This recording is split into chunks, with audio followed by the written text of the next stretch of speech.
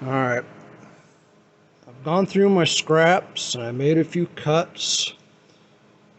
Here's the plan to fix,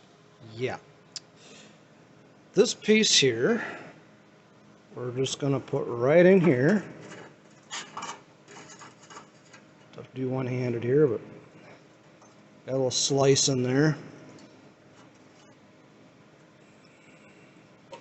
Okay, that will go there. We'll weld right along that edge and back here. This piece will go here. Never mind that piece of scrap on there. Alright. We'll put that in here. Okay. And this piece here will set right on top of there and go in there. So we should be able to extend this rocker out. So we're going to tackle that first. Then we'll grab that cap corner we cut and start fitting it in. Then from there, we just need to do something there. Alright, let's get these tacked down first, and we'll come back and see where we're at. Alright, threw a couple tacks on there. Now we have that space to fill with this other piece. So I'll slip that in there, throw a couple tacks on it. Yeah, it may be the hard way of doing it, but without a break, that's the way it's got to be done. So we'll go ahead and finish welding that up, and we'll come back.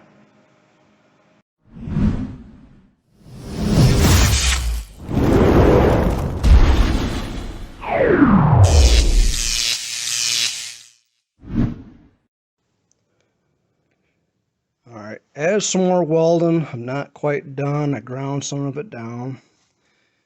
I had to take a little bit away here because I've been working on the cap corner. Try to pick this up without getting sliced to bits. And this is what we have to work with now. Now that's been cut out from the other panel, I had to make a little relief cut there so I can actually tighten that corner up if I need to. And I had to take that material out like we talked about. Now let's set it up there and see what we have. Itch my nose. Alright.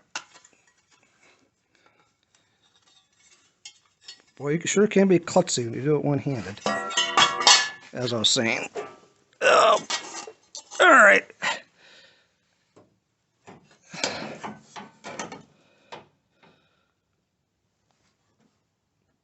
So, we got that going on. I got a little gap down there, but we're going to bridge that because I kind of need to take away a little bit of a contour there, or add to. And I'm working on getting that to lay flat. I'm not going to be able to weld back there. I'm not too worried about it. So I'll weld about as far back as I can, not worry about the rust for now. But that can tilt back a little bit, and yeah, that's what we came up with. So I'm going to work on tacking that in place and working with what I got.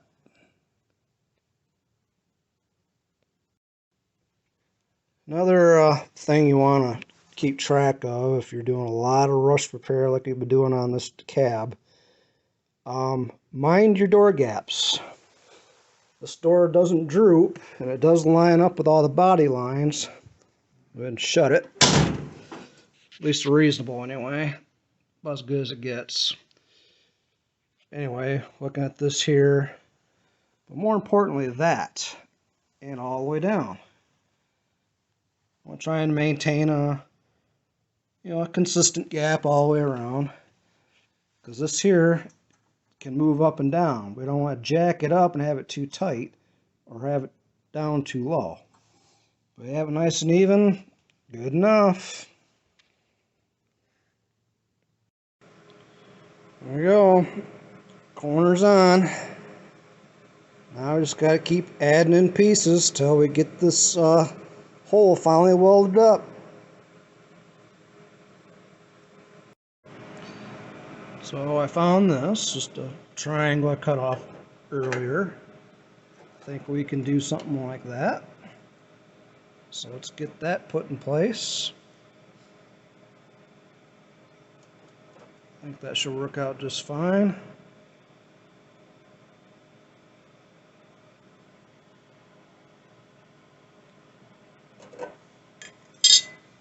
Pause. Next thing is this piece. I've been busy trimming that to not bore you too much. We're going to make a little notch right there, a notch up there. I want to set that in there like that. I'm not worried about the excess, we can cut that off. I'm going to be welding right here on the edge. It's not like I haven't done that before, but that'll close that off. Let's go ahead and get that on. Alright, steady but sure, we're making progress here. I looked through my scraps here in the cab and got to looking at this leftover piece. I go, I think I know where I can put that. And I really drew a line on it. We're going to set that in there. See how that all kind of comes together like a plan? So we're going to make that cut. All we're going to do is start welding. Then this is going to get folded over like that. And that'll pretty much get this enclosed, I think. Now something else I got to be thinking about and building. Inside the truck is this boot. There is no retention ring. This goes around the four-wheel drive selector. Well, for you 2 or 3 people who have been watching, remember, I picked that up because I want to make a brake pedal out of it. Well, why don't we make full use of this and make a retention ring? And what's left in the middle after I make my cuts will be the brake pedal. See? It all comes together, and here I thought, man, wish I could have got a smaller piece. Little did I know I would end up probably using most of it. Alright, just kept at it, kept adding little pieces until I accomplished a decent turnout here. Yeah, the welds look a little janky, but we just grind them down.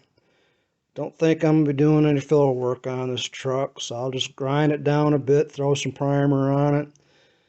And if the next guy wants to come along and finish it out, he can just sandblast that paint off and do the finish work, because that's kind of rotten down there too. So, you know, this isn't going to be a truck for sale asking $20,000. It's going to be a whole lot less. So I'm not going to do $20,000 worth of work to this truck, although it feels like I've done it so far. Now, that being said, I'm going to show you guys this. Here's my welding tank, and that's current pressure. I don't think I'm going to be doing much more welding after this. She's about done. In any case, did a little more paint work. Yeah, it's a little dark in here, but sprayed that core support, sprayed the screens over them headlights, sprayed the firewall. So we're getting ready to put that booster and master cylinder back in. just as soon as I can free up that dang brake pedal.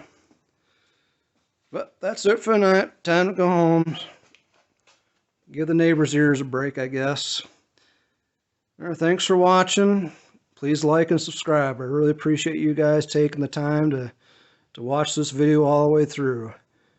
Just over there, if I'm pointing right, or over that way, hit that subscribe button, will you? Thank you. Have a good night.